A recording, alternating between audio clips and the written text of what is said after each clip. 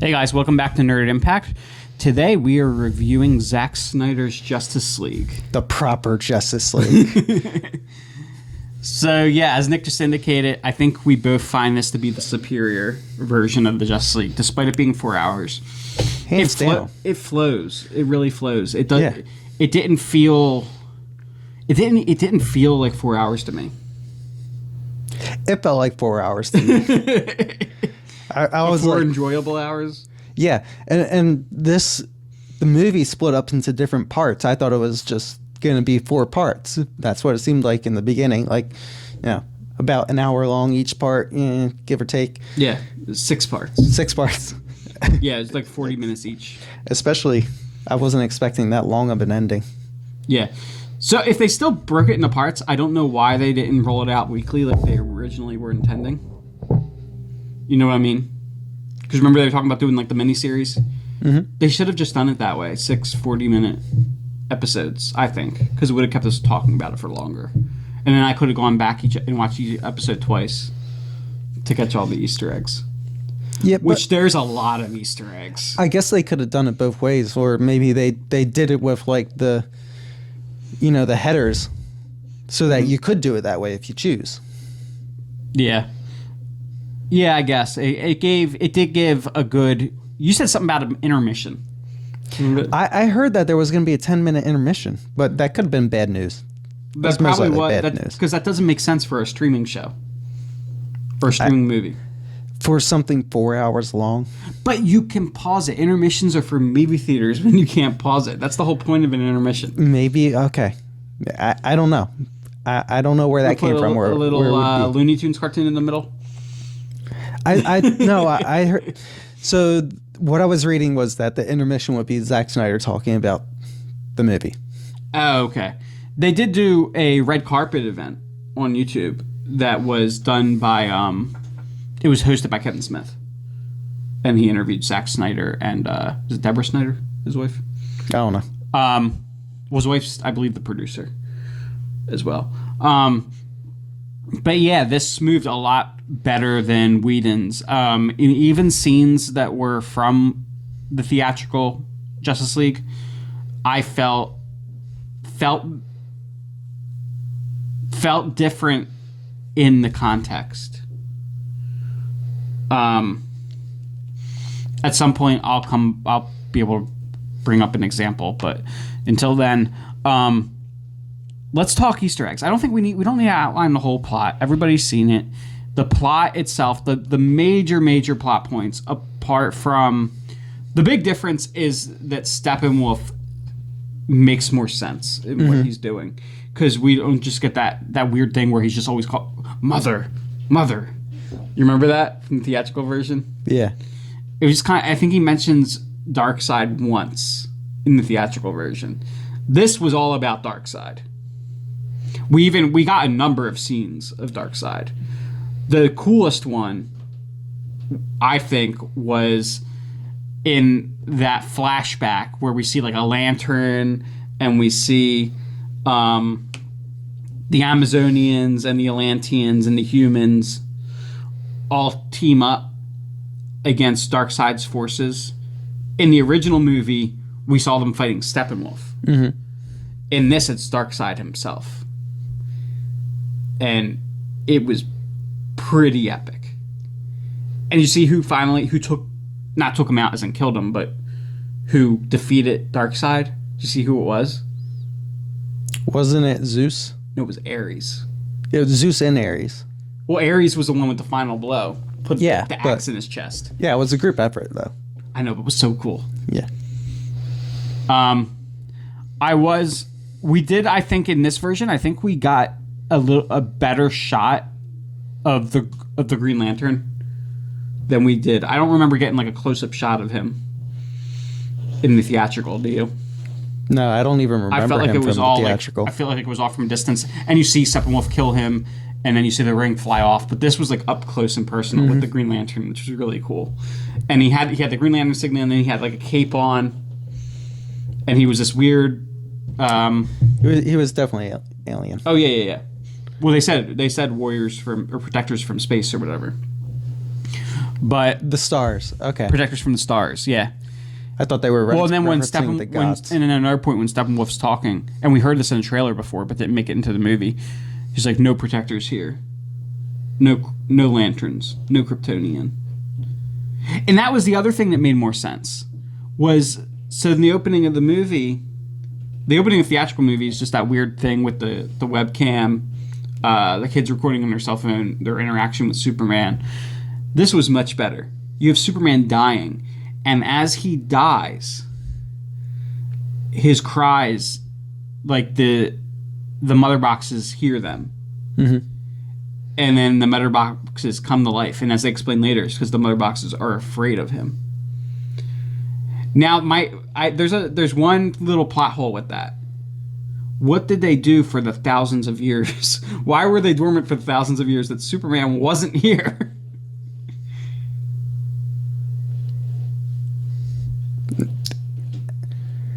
I don't know. The mother boxes being afraid of Superman, wasn't that just a speculation? No, that was like the writer and the director telling us that Okay. that's what it Well, was. I guess. Yeah, might be a plot hole. I was thinking maybe that the mother boxes were like that was just a speculation, and actually the mother boxes were activated by hearing the Kryptonians cry. Just from hearing the Kryptonians cry, not necessarily that they were afraid and now they're not afraid. Okay. Oh, I took it as quite literal when the Justice League, Batman, and all were talking and said that they were afraid. I felt that as like that's what they were telling us happened. You know what? Yeah, they were definitely afraid because remember when Cyborg is bringing back Superman with the rest of them, he gets that vision from the mother boxes. Yeah. So yeah, I think they were afraid. Mm-hmm. Now, one other big plot hole. Why the hell is Batman going around telling everybody he's Bruce Wayne? Did we already know that this Batman is different? Right, but he's in Alaska, wherever he was, and not only does he tell Arthur Curry, who he literally just met, I'm Batman, but he's saying it while surrounded by villagers, or like the townspeople or whatever. It's just weird. Yeah, I guess so. Even like Batman, he's always hidden his identity even from the heroes. Mm-hmm.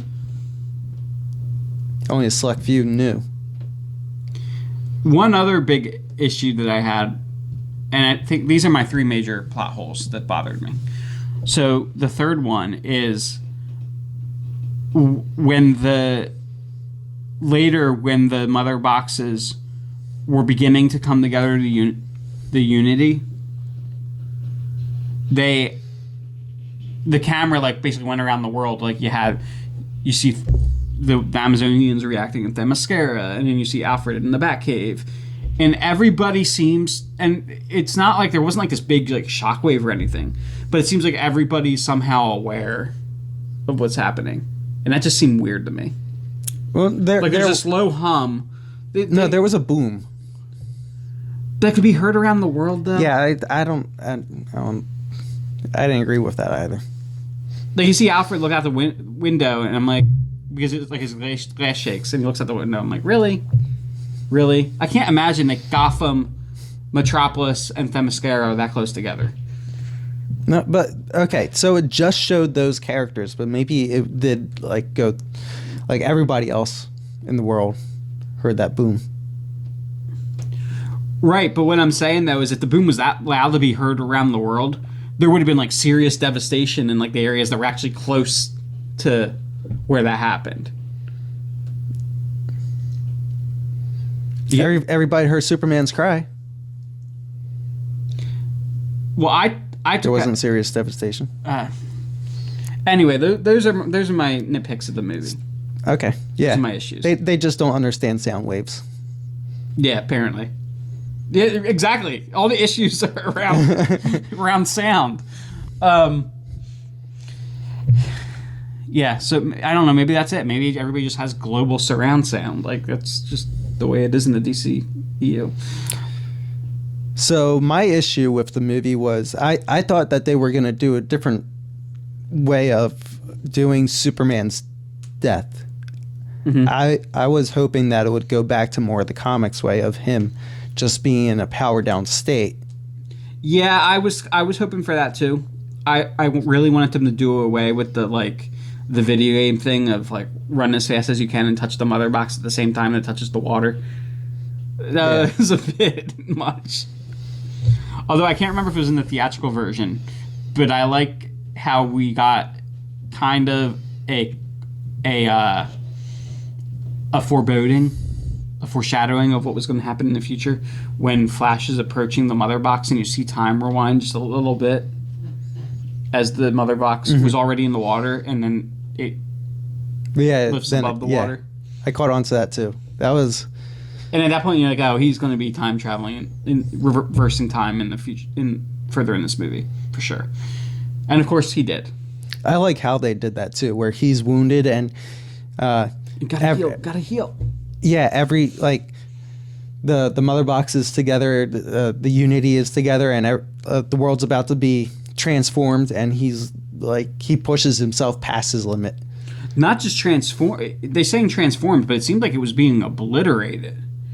Because remember, like it was when he approached where the mother boxes were where the Unity was. As he approached that point, remember it was just like the void of space, like the ground stopped. Remember?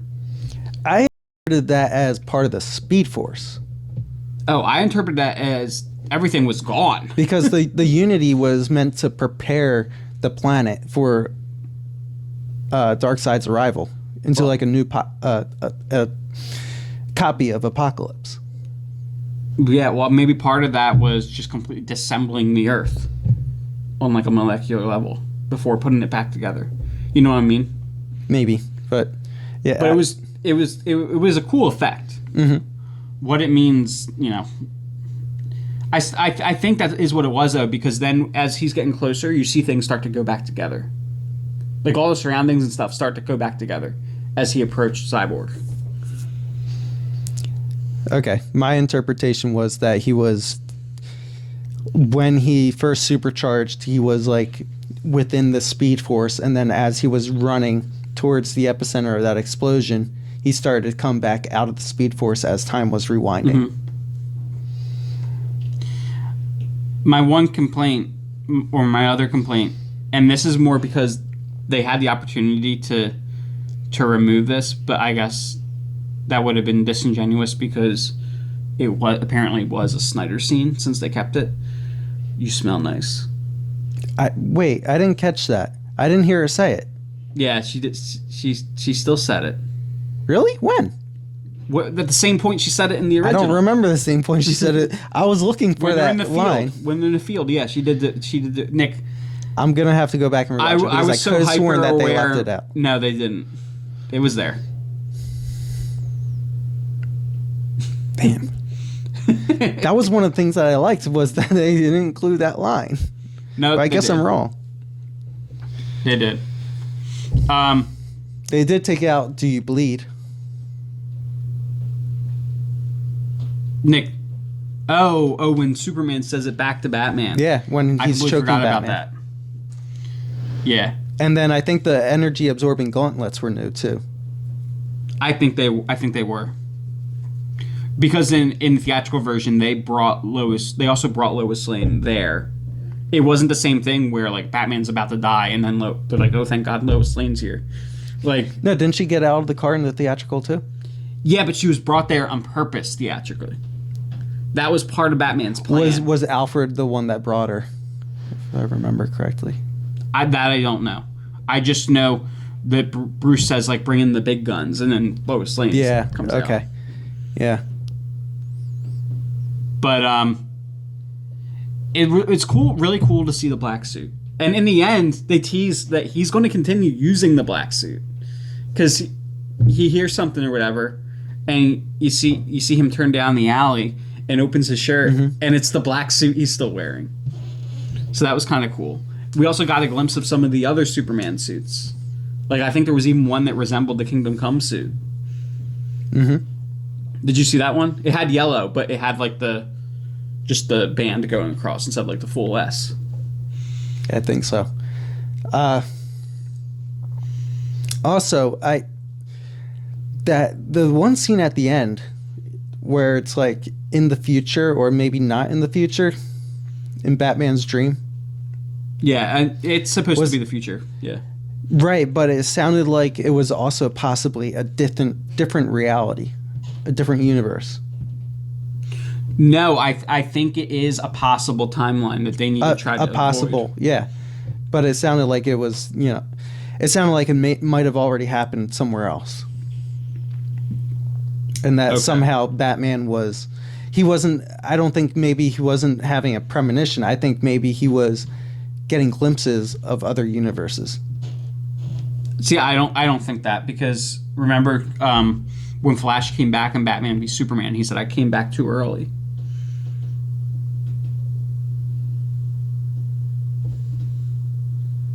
I don't remember that. That wasn't a vision. That was like Wally was in, or Wally.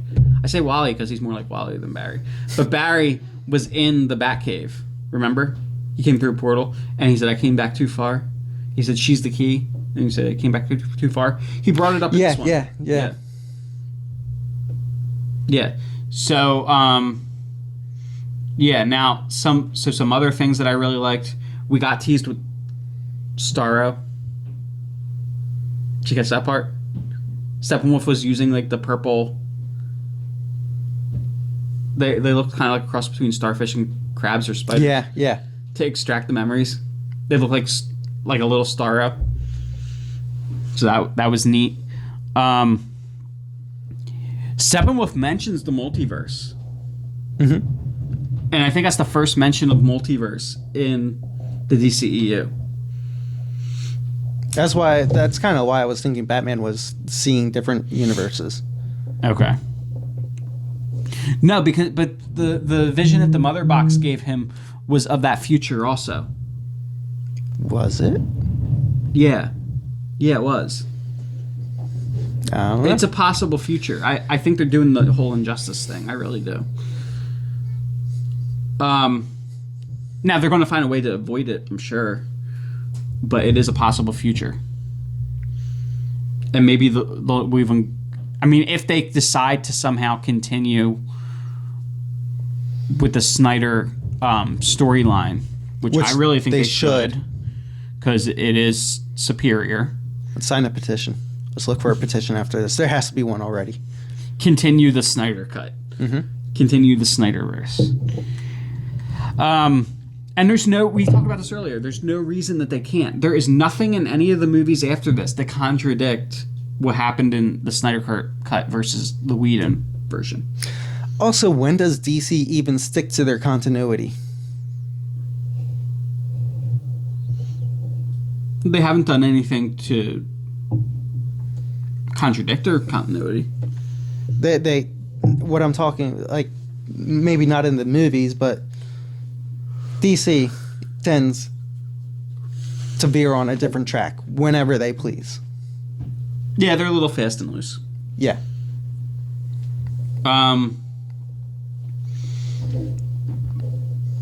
Now, I really, really like the new Steppenwolf design.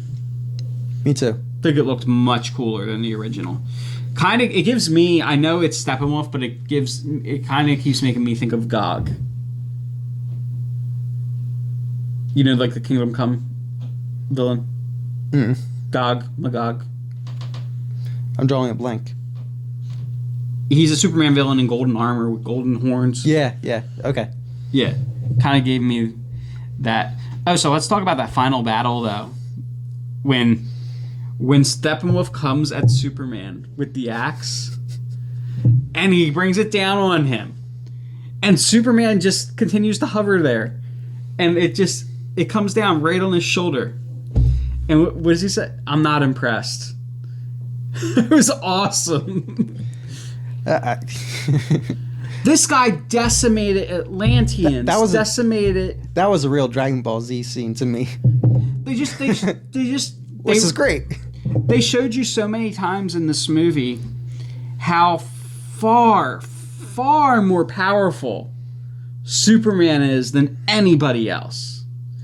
Steppenwolf decimated Atlanteans, the Mascarans. Then you see Superman dominate Aquaman and Wonder Woman in their fight at the Monument. And Cyborg. And Flash. Remember, it's all them. Yeah. But even just, Wonder Woman's really strong herself. But you see, when she actually attempts to attack him and he just like grabs her, dude's freaking monster. But then when Steppenwolf, a literal god, comes down with the axe on him and it does nothing. Doesn't even move. And he just looks at him and says, I'm not impressed.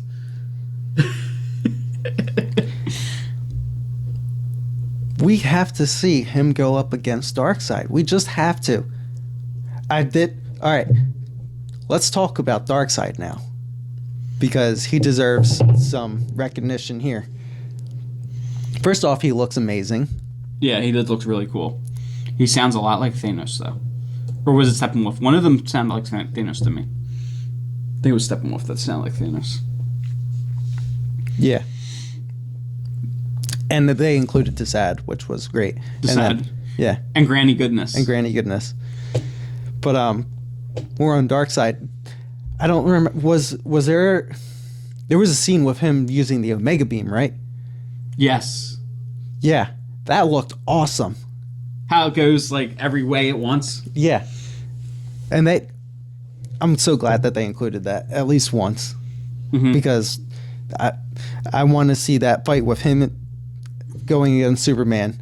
Superman shooting his heat vision at him, and then Darkseid using his Omega Beam and just hitting Superman. I really did want, like, at the end when we see, like, the Justice League stand there, specifically Superman, and he's looking through the portal and sees Darkseid. Have Darkseid use the Omega Beams then? No, I just wanted Darkseid to come through the portal and then to start fighting. I wouldn't have minded another hour to see that. You got to see that? Yeah. Now, do you remember was the scene as brutal at the end of the theatrical Justice League? I didn't go back to watch any of the original Justice League. I don't think it was. Was it I don't remember it being as brutal the way they, like, butchered Steppenwolf at the end. Yeah. Superman broke his freaking horn. Yeah, he went straight from the chest to the horn and just... And then they throw him. And Wonder Woman cuts his head off. Cuts his head off. It's amazing. Oh, man. What'd you say this got on Rotten Tomatoes the last time you got checked? 79, something like that. I think it deserves better than that. It's pretty cool. For it... Although, why did Martian Manhunter wait until... Like, dude, where were you? Give Lois a pep talk. So, Nick, why... It was just weird why Martian Manhunter didn't show up until the end. And here's the thing. Martian Manhunter, if they just go by the comics, is nearly as powerful as Superman. This could have been over a lot quicker. Maybe that's the problem. Yeah, it would have made the movie too short. It would have brought it down from 4 hours to 3.5. That's too short. I was looking forward to the 4 hours. Do you think this would have been better as a... Would you prefer to see it as a miniseries? No. No? You liked just being able to sit right through it? Mm-hmm. The only thing I would have liked about it is it would have had us talking every week. Okay, but... And I could have watched it I could have watched each part twice. I don't want to wait a week to complete something that could have came out in the theaters and been watched all in one go from the beginning. Right, but even if... What you also got to remember is even if he did have his vision out in theaters, it wouldn't have been a 4-hour cut. Well, he probably would have cut it down to 3 hours at max. Yeah. Do you think that it was worth all the extra character development? Definitely. I heard some people saying it might have been too much exposition. I mean, you got a team of 6, and you introduced 2 more in this movie. That's right. 3, 2. I'm drunk. Hold on. Batman, Superman, Wonder Woman, Flash, Cyborg, Aquaman. Mara. Talking about characters they're also introducing, right? Martian Manhunter. Yeah. And we had Willem somebody. Dafoe's character. Well, no, we had another future Justice League member introduced in this. The Atom was introduced. Oh. Yeah. He was. Is it Silas or Cyrus? Silas. He was Silas' like lab assistant or whatever. Mm-hmm. And at the end, he become head of the nanotech division. I don't remember that. I wasn't paying attention. You weren't paying attention to the movie? I was paying attention What to the did I have movie, but you not here the for? Easter eggs. I wasn't trying to like. Yeah, they tell him they're like, you're head of the division now. And he's like, so nanotech's your thing, right? And he's like, yeah, nanotech's my thing. Okay. So yeah, they teased up Adam for us in this too. The Ryan Choi version of Adam. Yeah, so to get all of that in this story, to complete the story, you're gonna need that character development, that extra character development. Otherwise, it's just gonna feel like a really PC thrown together movie like Batman v Superman was. Yeah. Well, and that's what the original Justice League did feel real PC and didn't flow and felt kind of just goofy. Mm-hmm. This had like that Snyder seriousness to it, which I think for this story really works because you're talking about going up against Darkseid, the god, like basically god of apocalypse. So he's Thanos. Let's face it. He's not Thanos. Nick, they were even created by the same guy. But he's not Thanos. I'm pretty sure they were both created by Jack Kirby. Thanos wanted to save the universe by getting rid of half the sentient beings. Right. But in the comics, Thanos wanted to get rid of half sentient beings to appease death. What is Darkseid trying to do? Okay. The anti-life equation. We're talking movies here, so right, but we're talking about how alike the characters were when they were created. Okay, I'm talking movies. Movie wise, they're different. Visually, Darkseid they even have a similar look to them. Let's be honest. I don't think so. No, anyway. What did you think about the weird glowing eye thing? With who? Steppenwolf and Darkseid. I didn't like that. I didn't like up until the end. Like at the end, Steppenwolf's eyes were glowing all the time. I didn't notice. Go back and look. They look like freaking headlights. They're like big around and just like glowing. They look glossy. No, they're glowing. I'll show you. Okay. But I didn't like that. He looked like a deer in headlights that had then merged with the headlights. Because his eyes were like these big, round, glowing circles. They reminded me more like Smeagol's. No, not Smeagol's. Smeagol's eyes were huge. Like an orc's eyes. And they did something similar then at the very end when it showed Darkseid too. They had like the same thing. His eyes were big and round and glowing. But anyway, any other Easter eggs that we should talk about? Well, like I said, I wasn't looking for the Easter eggs. I didn't want to pick at this. Well, no, but it's so much yummy goodness that was baked into it.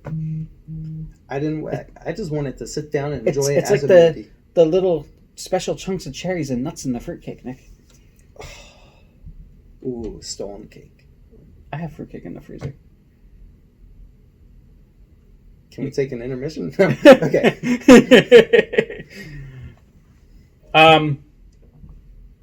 Yeah, and then we talk about that end scene, but let's go rewind a little bit. The second end scene, the end scene that was originally a post-credit scene for the theatrical movie, where Deathstroke meets Luthor on the yacht. I liked this version a lot better. Their conversation is completely different. In the original, Luthor talks about creating a league of their own. Mm-hmm. This one was just better. He's just like Deathstroke shows up. He's disinterested, and Luthor just says, "Batman is Bruce Wayne," or Bruce Wayne is Batman. And then Deathstroke's like, yeah, have that smirk goes across Joe Manganiello's mouth, and he's like, I guess we do have something to celebrate as he picks up the champagne. But then in the vision we get in this possible future at the end, Deathstroke becomes one of the good guys at some point. Or teams up with Batman. Yeah. Well, we know, I mean, the comics, Deathstroke's not really a villain so much as an anti-hero.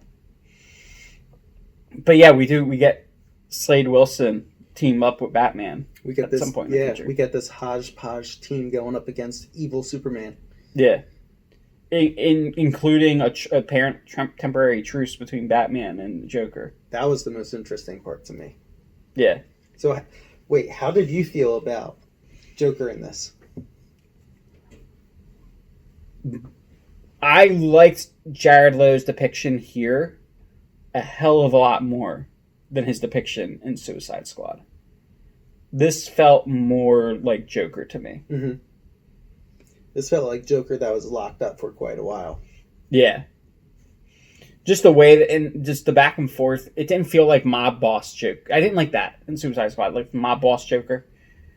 This Joker was just insane Joker. Just like a mad clown, and that's the way I like him depicted. Yeah. It felt almost kind of more like the Jared Leto Joker. Wait. Yeah. I'm sorry. Sorry. More like the Heath Ledger Joker. Do you get that feeling?